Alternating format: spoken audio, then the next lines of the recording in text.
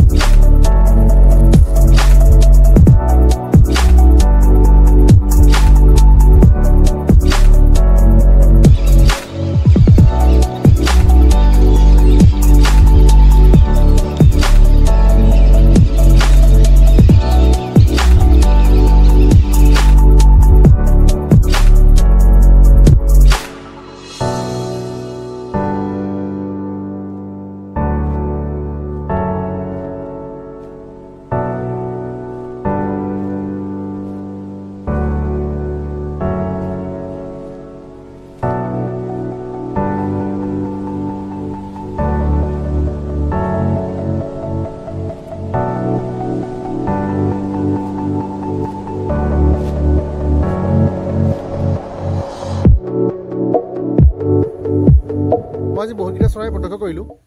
যিবোৰ বিদেশী পক্ষী সাধাৰণতে শীতৰ আগমনৰ লগে লগে আমাৰ নিমাতী চহৰলা অঞ্চললৈ প্ৰত্যেক বছৰে আহি আছে। এইবাৰো আহিছে তেনেকৈ বাৰ হেডেড গোছ বা যিটো আমি অসমীয়া ধৃতৰাজ পক্ষী বুলি কওঁ, সেই পক্ষীৰ লগতে কিছুমান গ্ৰে লেগ গোছ বুলি এবিধ আছে, সেইবিধো আহিছে।